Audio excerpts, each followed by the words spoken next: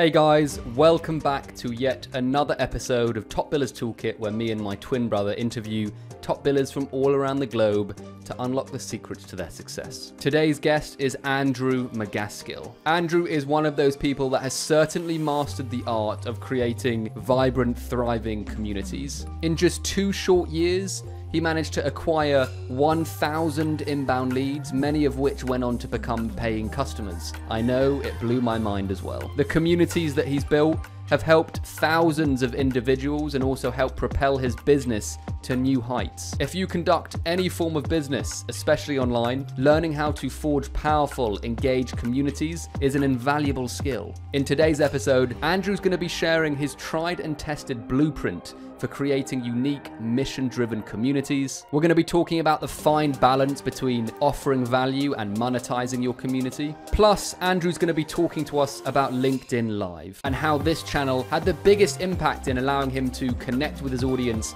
and grow his communities. And you know the drill now, guys. Grab a cuppa or a glass of wine, depending on when you're listening to this, and let's get into it, shall we? Hey, Andrew, how are you? Yeah, very good. Thanks, Sam. How's it going?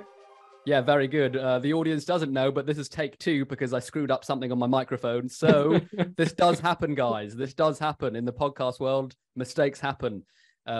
What I said before was that I've been following Andrew for a while on LinkedIn. I've seen how good he is at building communities, creating valuable content.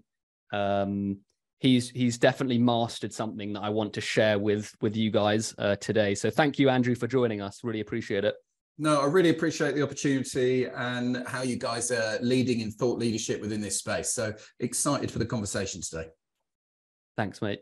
So we always start off the podcast with this question, which is, what's the most valuable tool in your toolkit, whether it be a strategy, mindset, or piece of software? What would you say, Andrew? Without question, it's the belief that people value the questions you ask way more than the answers you give. And I think that's been a really massive shift for me, particularly in the last 10 years. I used to be one of those commercial people that couldn't wait to air my knowledge, show how clever I was, show up and throw up in sales meetings. And I think, showing that curiosity and learning to ask great questions is the essence of not only making sales and great marketing campaigns, but also understanding communities and building value propositions that serve those communities. So I think as the one kind of common thread that I continue to try and work on, it would be that.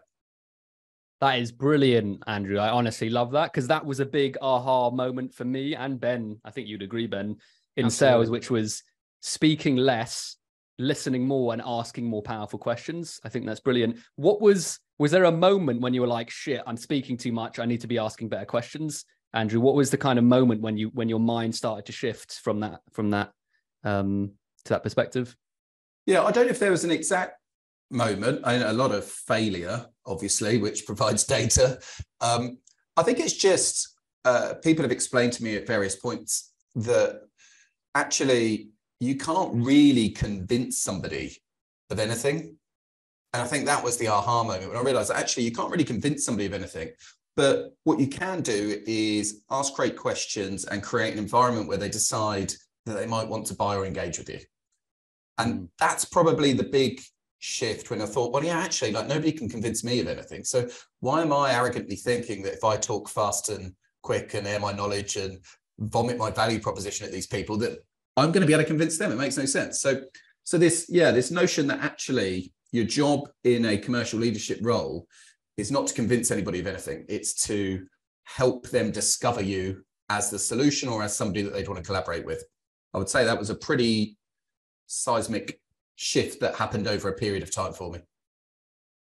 It's really interesting. Where has that kind of skill set been most valuable, do you think, Andrew, specifically? Yeah, well, certainly from a pitching and hiring point of view, the way I would interview and pitch now would be very different to 10, 15 years ago, for sure. But I also think from a marketing, personal branding point of view as well, because people remember the questions you ask more than the answers you give and tend to lean more towards that through taking that kind of 2 ears, 1 mouth approach, as Sam described earlier. You just uncover way better needs, and you create way better content, and you build far more trust and mutual understanding and more partnership-based solutions. There's a good guy called Ben Dennehy. Do you follow Ben Dennehy? Absolutely. Motivated salesman. Yeah. I love him. I've known Ben for a really long time. And one of the things he says is a person convinced against their will is of the same opinion still. And he's right. Like, he's absolutely right. And he's got some really good fun stuff going on. But yeah, I think when it comes to really understanding what you do, the problems that you solve, and your ability to get people to buy from you and decide you are the solution to those problems, it all comes down to stopping trying to convince them of anything. The more you try and convince somebody, the more the barriers will come up, right? That's what happens. Absolutely. And I found that you can't truly provide a consultative approach and solution until you really understand their problems. And so that's what I found as well. When you're providing, for us, we offer multiple different things, but when I really listen and understand what they need, the solution sounds way more unique and way more powerful when I can attach it to the questions that I've asked and the answer they've given me. So that's a really, really good point, Andrew. Yeah, well, totally, because whatever they're getting from us, whether it's your customer base or my customer base, they're not really buying widgets or a process, but what they're buying is a future. And a future that's actually better than where they are now, right? Like that's what we're selling. Forget the how you get from where they are now to the future. What they want to know is, can we get to this better place where this particular challenge is solved, or whereby this opportunity is fulfilled? And that's what they're trying to discover. Absolutely. Definitely. I would love to shift now to talking about building a successful online community, Andrew. You have done that very successfully, kind of linking in with your personal brand. You've done that very successfully over a number of years, so much so LinkedIn even asked you to come and join them and do a project with them, which is amazing. Why did you decide to start building online communities? I mean, you could have taken any route, you could have done anything. Why did you decide to do that in particular, when that will require typically more effort and more time than any other method, if that makes sense? Yeah, so partly by accident and circumstance, but partly by noticing certain trends. I think in the B2C world, for quite some time, communities have been used really, really effectively.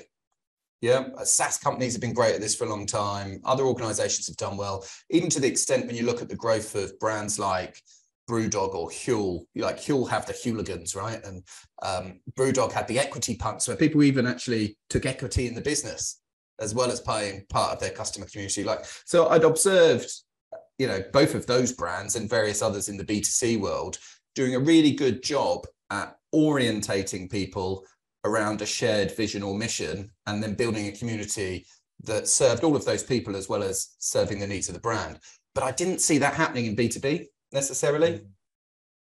And I think what we've tried to do and continue to try and learn about is, how do we harness, because we've all got great opportunities to do so, how do we harness communities in a B2B sense that are hugely mutually beneficial, mission driven, which they definitely have to be, and also ultimately deliver brand and commercial growth. So yeah, it was really off of what I'd seen from some great stuff with some of the B2C side, I would say. It's really interesting. I caught a word there, and that was mission driven, Andrew. And I think it's such a great point that, when you form an online community, typically the most powerful online communities stand for something and get people on board to kind of fight for a common cause.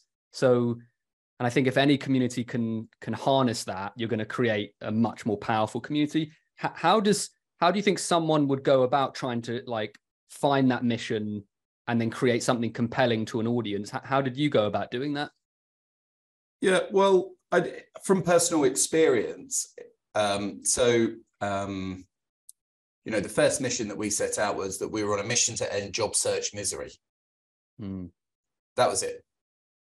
So on a mission to end job search misery. Now, the thing about that is it's a problem that's understood, but that people know is deeper than is probably already described. So it's a bit of an unmet need, but it's also something people understand.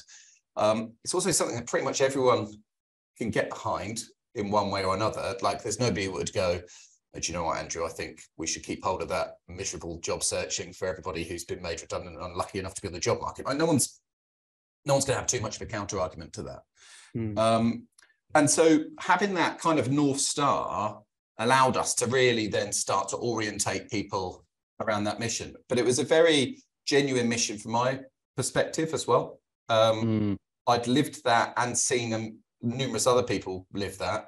And so that was our mission before the pandemic started. Then obviously once the pandemic started, kind of job searching and redundancies were going at a record rate. And we were very fortunate to be well placed with a well-defined mission that met a need that was a bit unusual at the time as well. So yeah, that's what I think. In terms of how you discover it, it's got to be pain-based, something people can get behind, something punchy like I've just described that can be discussed quite quickly.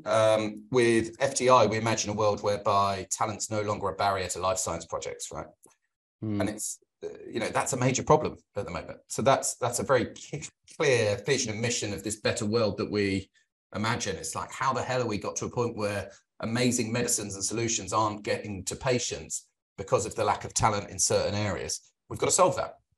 So this is kind of giving you a flavor of the thought process, but it's really important. Trying to build a community without a shared mission is almost pointless, I would say, and going to be very, very difficult to get people, really championing and helping you manage it. Why? So you focus on life sciences, which is really interesting, Andrew. Why has there been such a struggle for people to fill vacancies in life sciences, and where does that problem stem from, do you think? So we're in the midst of a life science talent crunch at the moment globally. Number of things happening. One, we've got record numbers of people retiring. So that's a major challenge. We've got record numbers of people choosing self-employment rather than employment. So consulting, freelance, setting up as founders on their own. So self-employment in life sciences has doubled in the last 10 years. Wow. So one of our biggest talent competitors as an industry is people working for themselves. Whoa, wow, fascinating. So that's a challenge. A lot of the historically science-led people and graduates have migrated to tech in the last 15 years. Like, there's very little difference if you were to look at a competency makeup of a great developer and a great scientist. It's a very similar skill set, but the historically last 10, 15 years, certainly pre-pandemic, I think the pandemic's really shone quite a positive light on life sciences, but I would say a lot of them have migrated that way or into fintech for the money. So you've had kind of a lack of supply of humans, more people than ever deciding to go it alone, people going who would be amazing for our industry going to other industries. And then as a result of that, you've got global competition, which has resulted in average tenure dropping below 3 years within our industry for the first time in history. I mean, to the extent that you've got certain countries now within life sciences that, will fast track your visa to get into the country.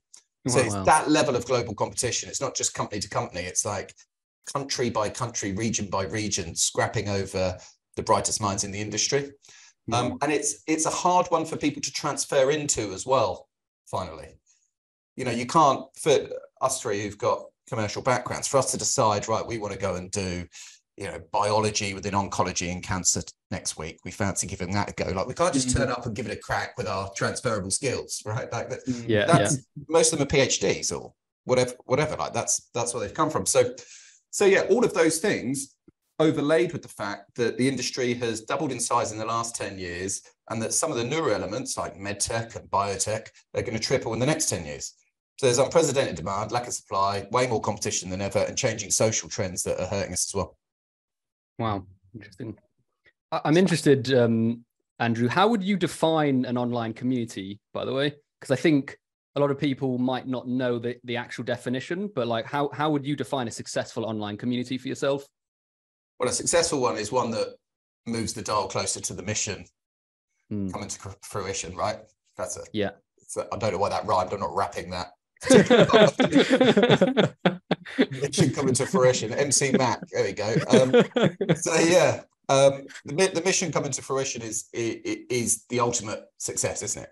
Because that mission can't be BS. It's got to be real. And so ultimately, if the community moves closer to that, then you're doing well.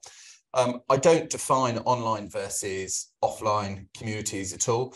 There was a study done in 2021 across 15 countries and thousands of people asking about community participation, whether their primary go-to industry group was online, offline, or a mixture of both.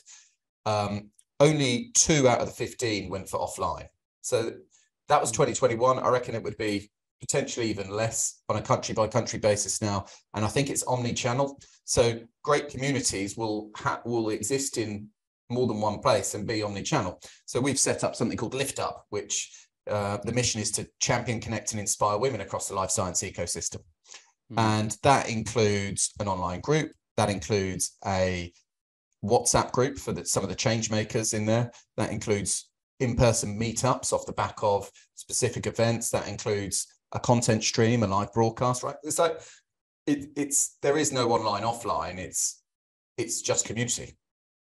Interesting. That's really interesting. I think that's a massive shift in mindset for a lot of people, including me for a long time, actually, because when you think community in today's day and age, you instantly think online, Facebook groups, LinkedIn groups, just anywhere that people communicate online. But it's such a good point that actually that the power comes in a mixture of all of those things put together. I think, Sam, your jiu-jitsu is probably a great example of that, isn't it? In terms of your that's a great community point. Using omni-channels to build that community, which is really interesting.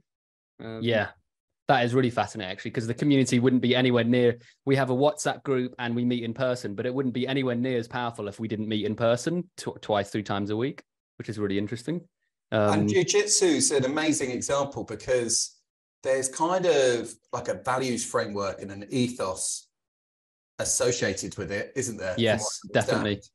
Yeah. Like a way that everyone conducts themselves. Like we're kind of, you're putting yourself in some pretty vulnerable positions with each other, and you're putting a lot of trust into each other. So again, there's a shared kind of values and mission and framework there, which is understood and is serving something bigger than anybody's individual ego or individual goals. True? Yeah, that's so true, Andrew. That's such a great point. In fact, looking at I've analyzed, because the 2 guys that do it, Aaron and Kieran, they have mastered the art of starting an online community and getting people obsessed with the brand to the point where they will buy anything that comes, any merch they have, they will buy it instantly. They'll take time out of their weekends to go and help the club. Like, this is an obsessed community. And so there's a lot to learn from other people that have done this, outside of the online world, jiu-jitsu clubs, sports clubs, whatever, gaming clubs. So that's a really great point, Andrew. For business owners that are like Andrew, how did you manage to build your online community for Executive Career Jump and Fraser Dove International? Can you give us almost like a blueprint to how you did it, Andrew? I know you won't be able to go through everything, but can you just give us a rundown of like where you started and how you managed to do it, if possible? Yeah, certainly. So I think we've spoken about the mission and the North Star. That's the first bit. Then it's really got to be a personal branding-led content playbook. That's where you need to go, for sure. Whereby you are creating content that speaks to some of the challenges associated with that mission. That's very, very important. You then want to get into some of the omni-channel stuff. You need a pillar piece of content, whatever that might be. For me, with Career Jump and with the Lift Up community that FDI are creating and the life science community that we're creating as well, we do the live broadcasts via LinkedIn. That's been our go-to. During the peak of pandemic, we had 300 people watching live, 5,000 people watching the replay. Like, it just and that really went big. So I think it's one to many, but still feels rich and interactive and tailored and personalized. So I really like the live broadcasts. I think that's an important piece. And then you've got to continue to then create a team of maybe 5 to 10 people who internalize the mission, as you described with some of your jiu-jitsu friends and colleagues there, and then act as a change maker and champion for what you're doing and start to help get the word out, open doors for you, bring more and more people into the fold, and kick on from there. So yeah, other than that, it's good old boring consistency, not trying to monetize it too early as well. That's the other interesting that I've seen. I'm going to set up a community, and then, you know, as soon as anybody buys into my mission, I'm going to try and jump straight on them with a call to action. I kind of avoided that, but yet still got 1,000 inbound clients in 2 years whilst running Career Jump. Wow.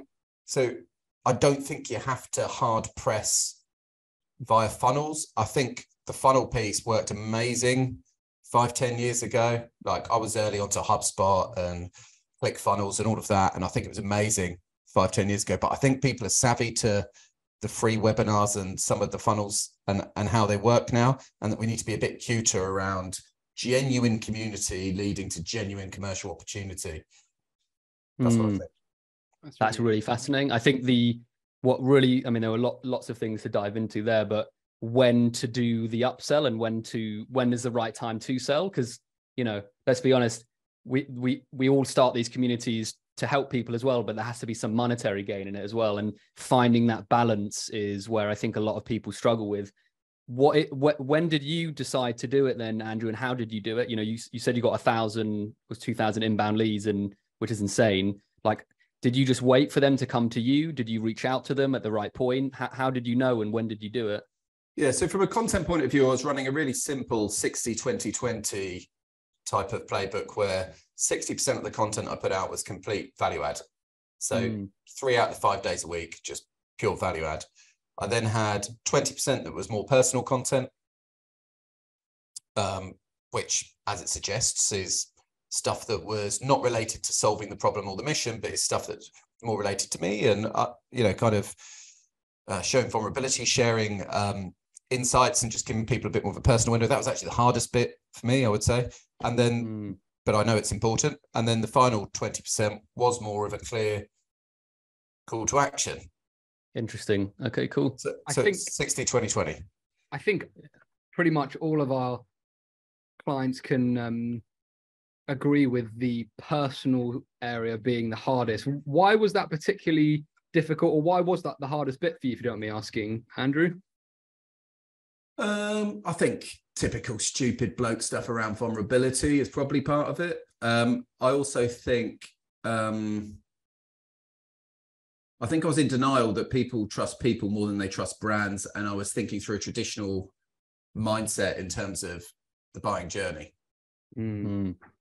So yeah, a mixture of not really fancying it and being a bit too fixed mindset around the buying journey.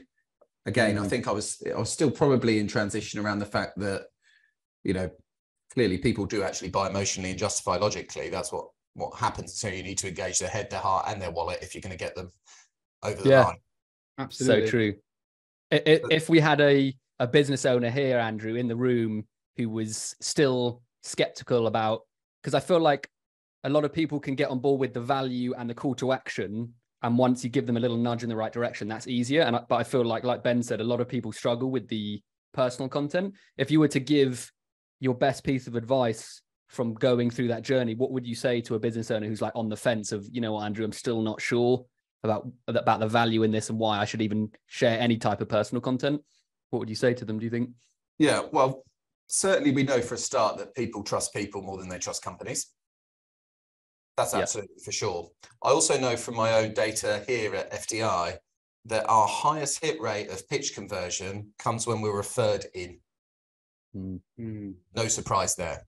Yeah. But people still use Google, people still use SEO and all that kind of thing, but more likely now than ever, and this is where community comes in as well, people go to trusted contacts to ask them how to solve their problem.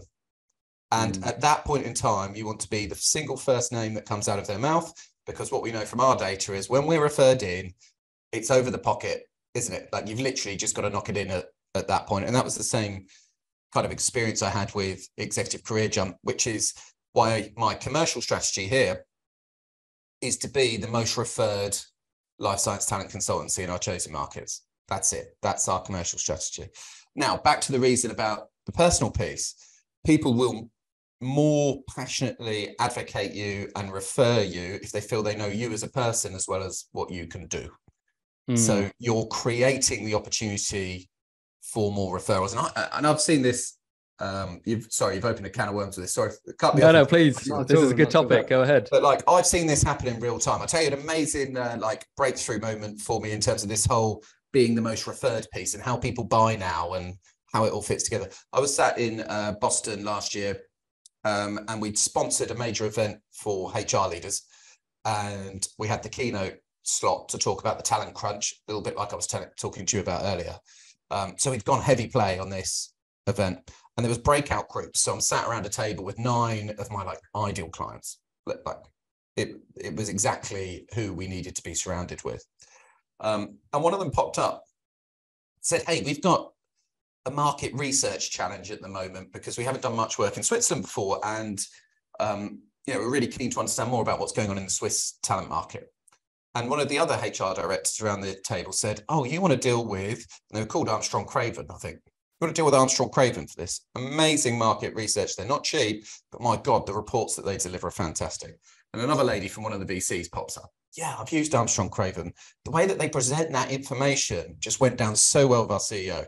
Now, the other 5 or 6 people who hadn't heard of Armstrong Craven around this table started Googling Armstrong Craven. They actually one of them put the website up to one of their current customers. Is this them? Yeah, cool. And it's filling out this form and going in. So the dudes at Armstrong Craven came in the next morning to 5 or 6 leads more than me, who'd paid to fly to Boston, do the keynote, and sponsored the entire event. Wow. That's nuts. Brilliant story. That's such a great example, isn't it? And that's how it works. That's how B2B buying is working. That's why community is absolutely vital. And it's also why you've got to put some personal stuff in there, because they're not just referring you, they're not just referring your brand, they're referring you as a person. And it's a major thing for them you feel pressure, don't you, when someone says, "Can you recommend something for this?" Like you will only recommend people that you really trust are going to nail it, because it's your own reputation, isn't it? Yeah. So definitely. This community play is an important part of becoming the most referred person in your market. And if you get that right, then you've basically uncovered the B2B go-to-market strategy, as far as I'm concerned, in this kind of online, offline quasi world. Everything I'm doing is aimed at becoming the first name that comes out of the mouth when the question's asked, whether that's in WhatsApp, Slack, or sat around a table at an event in Boston. That's brilliant. Absolutely. I think it's a good reminder for everyone, including recruiters, because I think a lot of the audience watching this, listening to this podcast and watching will be recruiters, is to focus on the fundamentals and actually providing immense value with your offering as a first port of call. Because as you say, Andrew, that is one of the most powerful ways to get new business. And I think marketing just amplifies that, right? It just amplifies what you're providing in terms of value. So if there's no value there to begin with, then good luck advertising. It's going to be an uphill battle, I think. So that's brilliant. I think it's a really good piece of advice. There was one thing, Andrew, that I found really fascinating. You said that you part of the blueprint of building an online community, you found 5 or 6, I think, I'm not sure if you referred to them as super fans, to kind of get on board. And can you just go over the importance? Well, firstly, how do you choose and pick those people, but also the importance of those kind of 5 or 6 super fans who are driving the community? What part did they play in building it up? That's okay. Oh, huge. Yeah. You don't pick them, they emerge. Interesting. Okay. Yeah. The ones you'd want to be aren't always there. So how do they emerge? What are the signs you're like, oh, this guy will be right, or this woman will be perfect? Yeah. So it's proactivity in the group settings. So in a group, right, you can quickly chuck 500 people in a group, but there'll be 5 to 10 of those people that will really early doors be posting content in there on top of what you're doing, interacting with anything, starting to corral people, starting to make connections, starting to have individual discussions with other members of the group offline. And I believe in social media, they call it eagles. Like groups have eagles that kind of fly above and are, kind of the big birds in the ecosystem. So they will emerge in that way. And then it's about championing them, working closely with them, giving them some status and a bit of a platform, and asking them to also help you shape the agenda, and building it out from there. Interesting. And how do you keep you kind of mentioned it there, Andrew, but how do you keep them motivated to keep on? Are they just already invested in the community and they're kind of on board with the mission, so they'll kind of just help drive it. But how do you keep them motivated to keep on building your community? Is there certain like trigger points that you found they're most interested in? Responsibility. If you Okay. give them responsibility, that certainly helps. But you don't really have to motivate it, because if they are showing up as an ego in your group, they've already internalized it to some kind of extent. Like, so no, I didn't find keeping them motivated as something that was a challenge, to be honest with you. Interesting. Yeah. And what were the biggest things they were doing to drive the community forward? Would you say, Andrew, were they talking to other people and spreading the word? Were they distributing content? Like, what were the biggest things they were doing?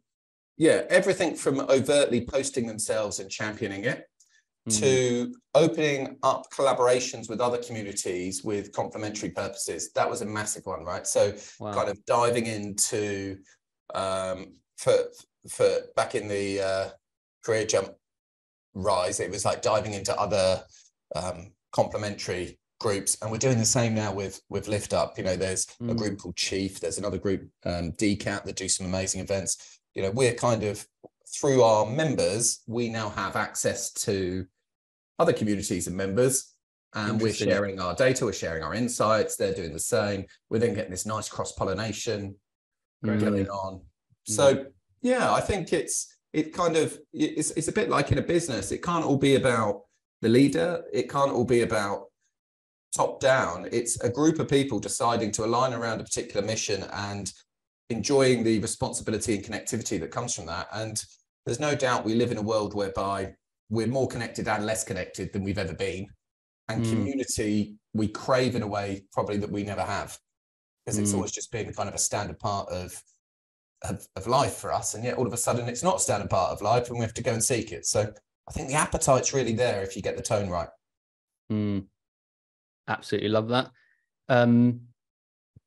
For someone maybe at the beginning of their journey of starting a community, whether that be offline, online, a mixture of both, what are some of the biggest things to watch out for that maybe you already learned from and got the scar tissue from?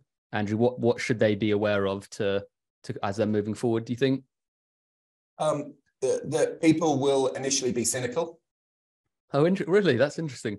And that's quite upsetting. But I understand it. You know, I think, it's been well documented, some of the entrepreneur tactics and things like this that have been utilized online. So expect some cynicism and don't be deterred by that.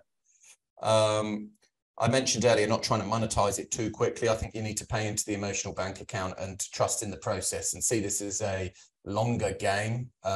People get way too fixated with ROI and attribution, where actually, I think, as I said earlier, how people buy and how you end up being the first name that people think of or refer in is a multi-touch thing. It's not just one thing that you can then go.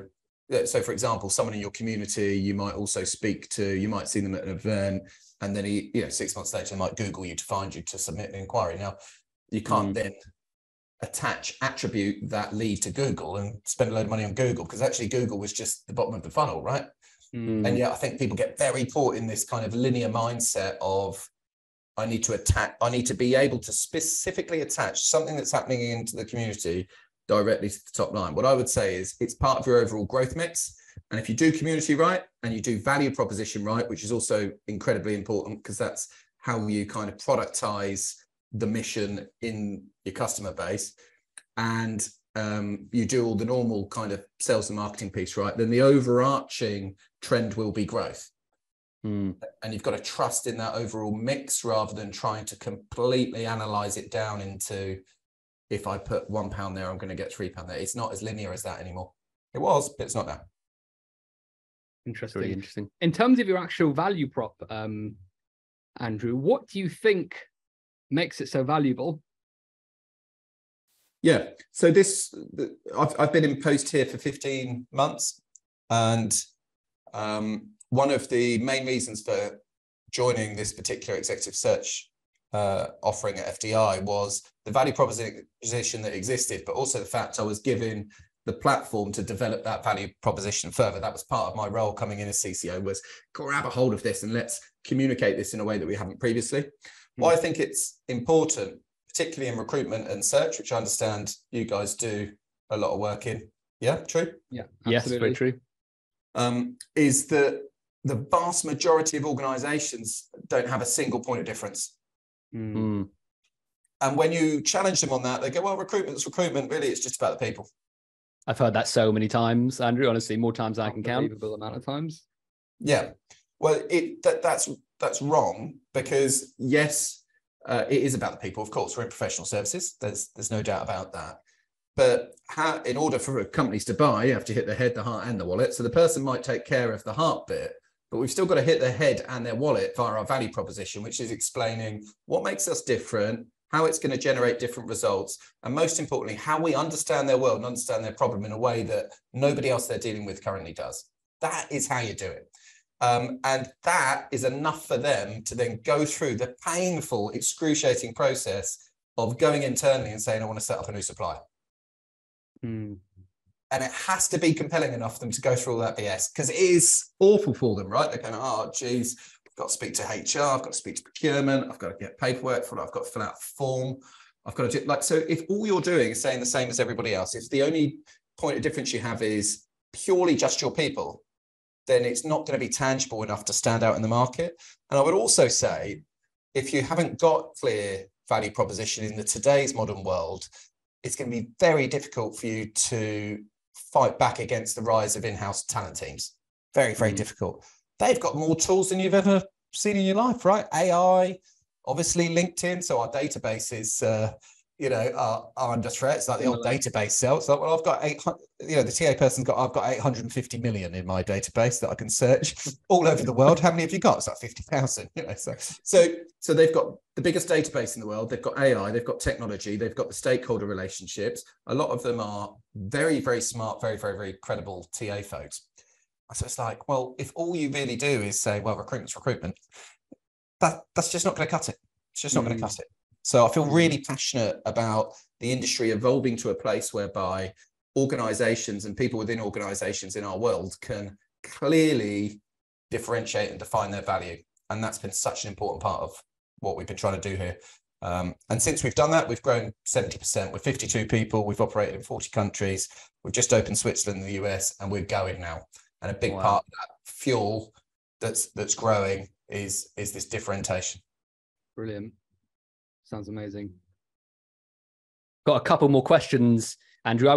I'm really fascinated in the lives that you do, because there's different channels you can use, the different social media platforms you can do, but you've been very consistent with live specifically, and it's a tactic that I've seen a lot of other community builders using, and they've built very successful communities. Do you think specifically going live has made a difference to you building that connection with people, or do you think you could have used anything just posting content? What's your feeling on that? I think it was the single biggest factor. Wow. Okay. In the growth of the community. Interesting. And why do you think that was the single biggest factor?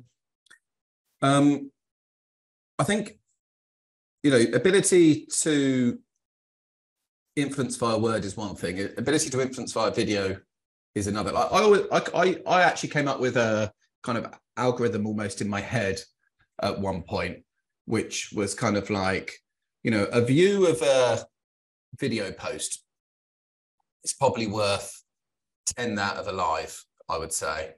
And then a view of a live is probably worth 10 that of a video post.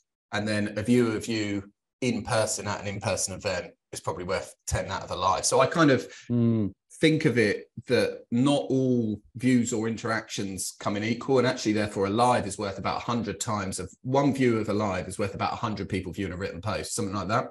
So I think it's incredibly valuable.